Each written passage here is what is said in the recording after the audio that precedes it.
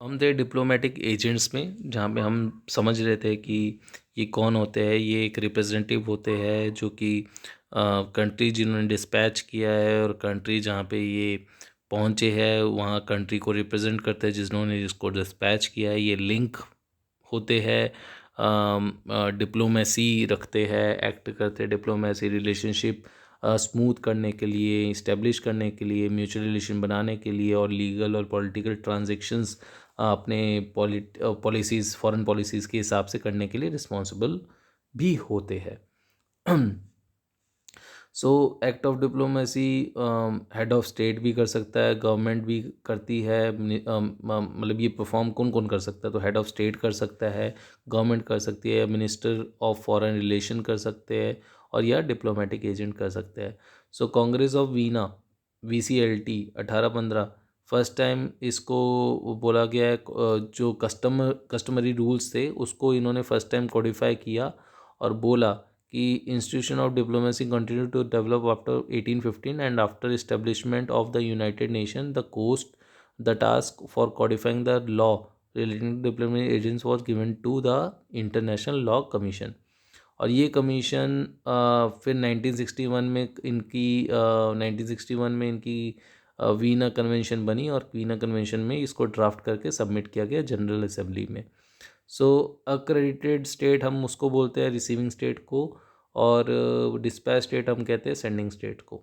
यहाँ तक क्लियर है? चलिए आगे चलते हैं। नेक्स्ट टॉपिक है हमारा classification of diplomatic agent. So Veena convention of diplomatic relation VCDR 1961 article 14 diplomatic agent को 3 क्लास में डिवाइड करता है। पहला है एम्बेसडर। सो एम्बेसडर इसको कहते हैं accredited to head of the state. उसके बाद होते हैं इनवॉइस, जिसको कहते हैं accredited to head of the state.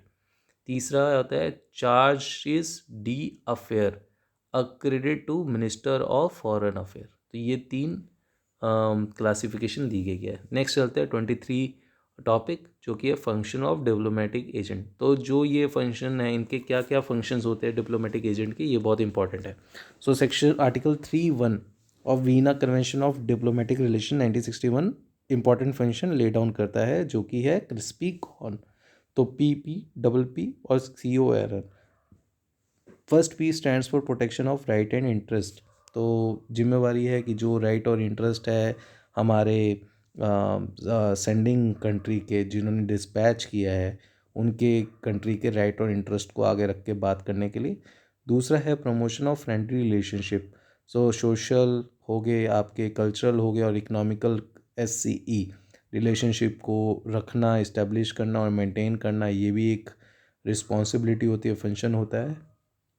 Then consular function allotted to them time to time, जैसे डेथ हो गया, बर्थ हो गया, मैरिज के रजिस्ट्रेशन हो गए, इशू ऑफ पासपोर्ट हो गया, ऐसे काउंसलर फंक्शंस भी कभी कभी करने पड़ते हैं डिप्लोमेटिक एजेंट्स को। फिर उसके बाद observation of events and happening, क्या क्या चल रहा है रिसीविंग स्टेट में या एक्रेडिटेड स्टेट में, क्या क्या चल रहा है, ये सब भी ऑब्जर्व करना और रिपोर्ट बना के भेजना अपने, हाँ, सेंडिंग स्टेट को, जो डिस्पैच स्टेट है उसको बना के भेजना, ये भी डिप्लोमेटिक एजेंट का काम होता है। और representation of policies and beliefs. So जो उसकी सेंडिंग स्टेट्स की पॉलिसीज़ है, बिलीव्स है, उसका रिप्रेजेंटेशन करना। और negotiation on various aspects. So जो भी रोल्स एंड रिस्पॉन्सिबिलिटीज़ होती है उनके सब चीज़ें, ऑब्लिगेशंस में नेगोशिएशन करना ऑन वेरियस एस्पेक्ट, बहुत चीज़ें होती है उनमें नेगोशिएशन करना, ये सब डिप्लोमेटिक एजेंट के फंक्शन होते हैं।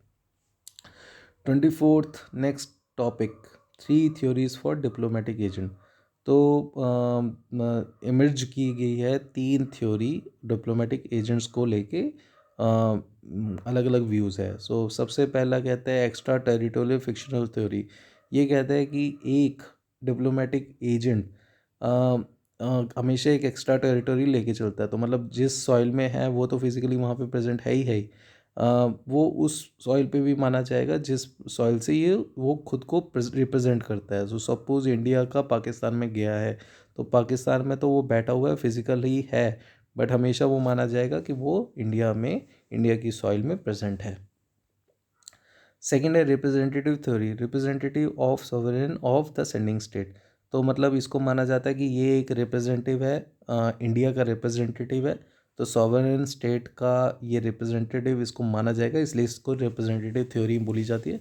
फंक्शनल थ्योरी क्या कह रहे हैं कि इम्यूनिटीज़ जो इसको इम्यूनिटीज़ मिली जाती है लीगल और अदर लिमिटेशन के, ताकि ये अपना काम स्मूथली कर पाए। तो तो जहाँ पे ये गया है वहाँ के लीगल और अदर लिमिटेशन से इसको इम्यूनिटी मिलता है। नेक्स्ट चलते हैं इम्यूनिटीज़। अब स्पेसिफिकली हम डिस्कस कर लेते हैं कि क्या क्या इम्यूनिटीज़ होती है, क्या क्या प्रिविलेजेस इस डिप्लोमेटिक एजेंट को मिलते हैं, जो कि हमारा 25th टॉपिक है। तो ज़रूर ध्यान रखिए, ये जो डिप्लोमेटिक एजेंट है ये नेशनल को बिलोंग करना चाहिए, ना ये परमानेंट रेजिडेंट होना चाहिए जिस एक्रेडिटेड स्टेट में ये गया है, जहाँ पे इसको state in which he is accredited. So सबसे पहले इनवॉयलेबिलिटी बहुत ये यूज़ टर्म में ज़रूर ध्यान रखना, इसको ज़रूर एग्ज़ाम में यूज़ करना। तो इनवॉयलेबिलिटी कहते हैं कि नॉट लायबल टू अरेस्ट और डिटेंशन, इसको हमेशा ड्यू रिस्पेक्ट के साथ पूछना। अप्रोप्रिएट मेजर करना जिससे इस पे अटैक ना हो पाए, प्रिवेंट अटैक। इम्यूनिटी ये जो है कि इसको डिटेन नहीं किया सकता, अरेस्ट नहीं किया जाता, ये इम्यूनिटी एकदम अब्सोल्यूट नहीं है, नॉट अब्सोल्यूट है। क्योंकि अगर ये ऐसा कुछ काम कर रहा है जिससे एक्रेडिटेड स्टेट या जो रिसीविंग स्टेट है उसकी ऑर्डर या पीस को डिस्टर्ब कर रहा है, तो और ये बहुत नेसेसरी है कि उसको रिस्ट्रेन करना, उसको रोकना ज़रूरी है, तब उस केस में हमको उसको डिटेन भी कर सकते हैं, अरेस्ट भी कर सकते हैं। तो उसका रेजिडेंस, उसका criminal jurisdiction, tax duties, civil and administrative jurisdiction, ये सब इसको इनवॉयबिलिटी राइट्स इसको मिल जाते हैं। इनवॉयलेबिलिटी ऑफ प्रेमाइस, तीसरा है उसका घर भी हो गया। तीसरा है इनवॉयलिटी फ्रॉम बीइंग ए विटनेस, उसको ज़रूरी नहीं है कहीं पे उसको एज ए विटनेस जाने की। इन immunity from taxes and custom duty, उसको कोई टैक्स देने की ज़रूरत नहीं है, उसको कोई कस्टम ड्यूटी देने की ज़रूरत नहीं है। Immunity from inspection of personal baggage, उसको अपना पर्सनल बैगेज दिखाने की ज़रूरत नहीं है, अनलेस कि उसमें इलीगल वेपन्स ना हो या इंफॉर्मेशन ही सिर्फ ना हो, तब उस केस में ये इम्यूनिटी नहीं मिलती। फ्रीडम ऑफ कम्युनिकेशन, वो कोई भी अपना कोरियर कर सकता है, वो कोई भी फ़ोन कर सकता है, तो इसको कम्युनिकेशन करने की आज़ादी है। Communication freedom of movement and travel, कहीं भी जा सकता है, कहीं भी with in the legal territory वो कहीं भी घूम सकता है। राइट ऑफ वर्शिप, वो किसी भी पूजा देवी देवता को वर्शिप कर सकता है, बट ये है कि वो किसी इंडिया को या अपना ये प्रचार प्रीच ना करने लग जाए अपना रिलीजन को, तो वो बाकी वर्शिप जिस मर्जी की करे। और इम्यूनिटी फ्रॉम लोकल जुरिस्डिक्शन, तो ये इम्यूनिटी फ्रॉम लोकल जुरिस्डिक्शन तो हमने ऊपर पढ़ लिया, डिटेंशन और अरेस्ट की, बट हाँ ये एब्सोल्यूट नहीं है, immunity is not absolute. Next topic है इंटरनेशनल डिस्प्यूट। तो इंटरनेशनल डिस्प्यूट का मतलब क्या होता है, जब दो पर्सन या दो स्टेट किसी पर्टिकुलर चीज़ में डिसएग्री हो जाए, चाहे वो लॉ हो या फैक्ट हो, तो अगर उसमें डिसएग्रीमेंट आ जाता है तो इसको बोला जाता है डिस्प्यूट। सो इसका मतलब है प्री एक्जिस्टेंट, मतलब ज़रूरी है कि दोनों पार्टी दो पार्टीज़ के अपोजिंग व्यूज़ हो, एक दूसरे के अगेंस्ट व्यूज़ हो, दो ग्राउंड्स हो। अच्छा, दो ग्राउंड्स हो सकते हैं इंटरनेशनल डिस्प्यूट होने के, एक तो होता है पॉलिटिकल और दूसरा होता है लीगल। पॉलिटिकल का कोई हल नहीं है, लीगल का फिर भी हल है, तो इसलिए जो इंटरनेशनल कोर्ट ऑफ जस्टिस है, जस्टिस ऑफ कोर्ट या कोर्ट ऑफ जस्टिस है, वो कहता है कि हम लीगल में फिर भी कुछ कर सकते हैं, पर पॉलिटिकल हमारे बस की नहीं है। नेक्स्ट पॉइंट में आते हैं amicable means, Pacific means of settlement of international dispute.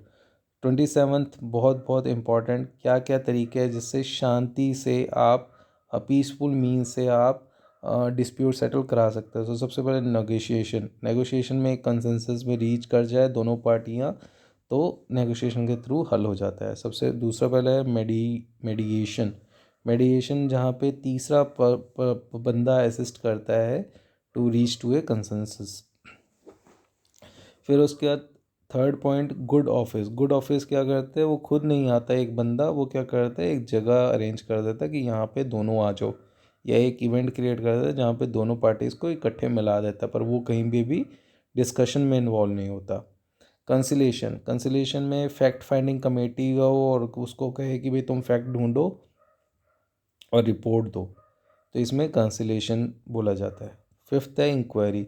So inquiry में क्या होता है, एक असरटेनमेंट ऑफ फैक्ट्स के लिए इंक्वायरी बिठाओ, और असरटेन जैसे ही हो जाती है वैसे ही एक रिपोर्ट मंगा लो और डिस्प्यूट रिजॉल्व कर दो।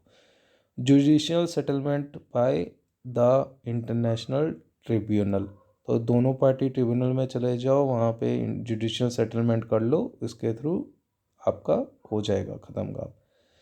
आर्बिट्रेशन, थर्ड पार्टी वही है कि आप थर्ड पार्टी के थ्रू आर्बिट्रेशन कर लो, और ये एक बाइंडिंग अवार्ड है, मतलब ये आपको फॉलो करना ही पड़ेगा।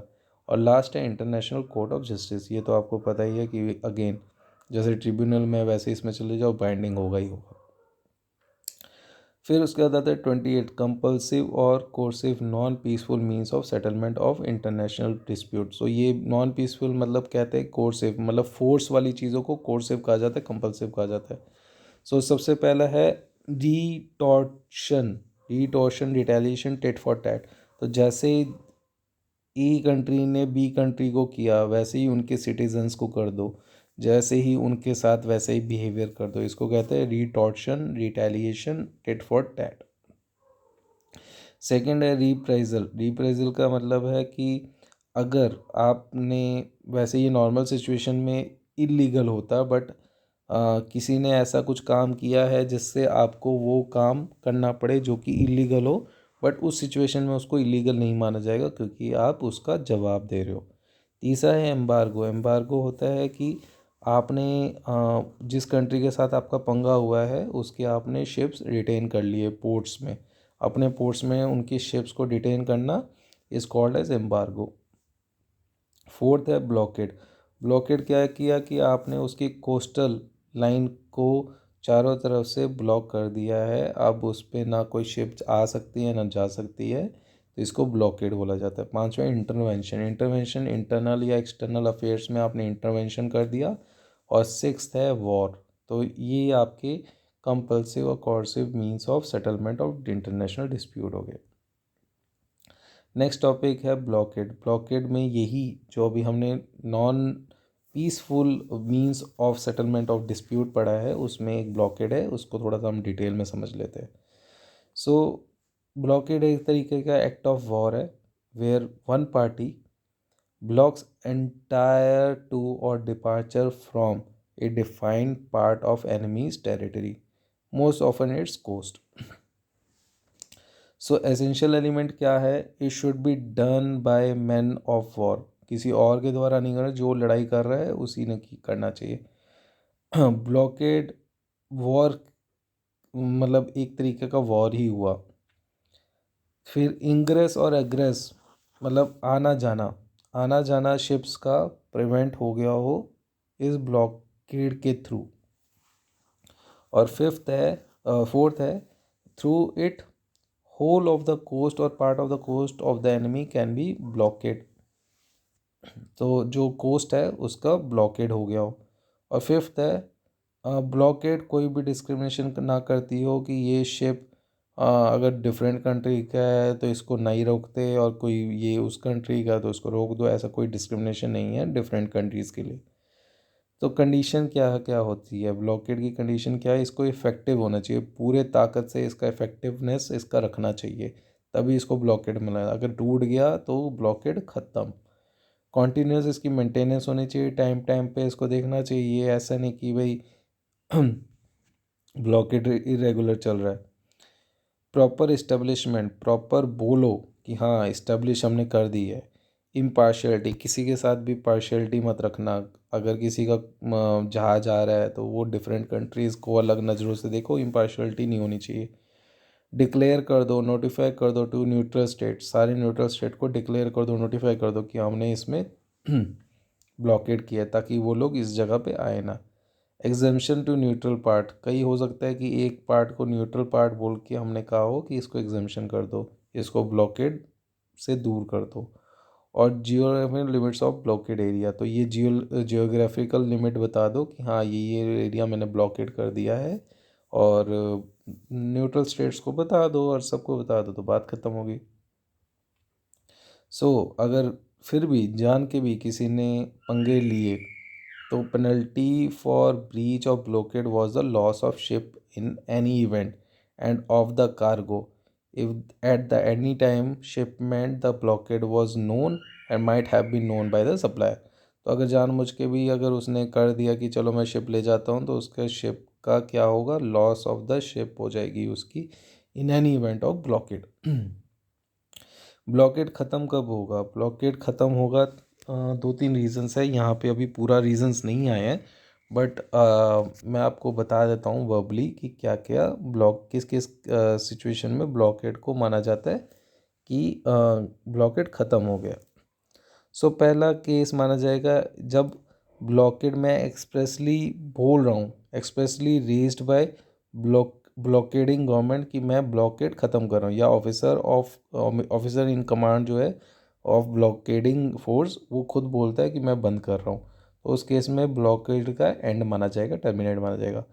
दूसरा है if it ceases to be effective, कहीं पे भी लूज़ हो गया और इफ़ेक्टिव नहीं हुआ तो उसको भी माना जाएगा। और तीसरा, जो ब्लॉकेड प्लेस है is actually occupied by the blockading state, तो जो स्टेट जिस पे हमने ब्लॉकेड किया था, जो ब्लॉकेड प्लेस थी उसमें ब्लॉकेडिंग स्टेट ही ने ऑक्यूपाई कर लिया, तो उस केस में हमारे ब्लॉकेड को टर्मिनेट माना जाएगा।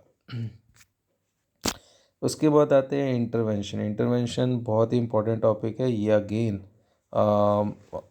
Amicable means of resolving the international dispute में नहीं आता, ये कंपल्सिव, कोर्सिव और नॉन पीसफुल मींस में आता है। इंटरवेंशन क्या कहता है? When one state intervenes in the affairs of another state through force, then as a reaction against this violation international law permits intervention. तो अगर एक स्टेट इंटरवीन करता है फोर्स के साथ, तो दूसरे स्टेट को भी ये राइट आ जाता है कि वो भी इंटरवेंशन कर दे। सिंपल वर्ड्स में क्या है? Intervention means to interfere directly indirectly by one or more state in the internal or external affairs of the another country. ये क्या किस किस टाइप के इंटरवेंशन होते हैं? एक होता है मिलिट्री इंटरवेंशन, दूसरा पॉलिटिकल इंटरवेंशन, पॉलिटिकल में थ्रेटनिंग इंफॉर्मेशन आपने उनको दे दी, तीसरा है डिक्टेटोरियल इंटरवेंशन जिसमें आपने थ्रेटनिंग टोन में दिया, डी हो गया विदाउट राइट, तो आपको कोई राइट मतलब आपने कहा कि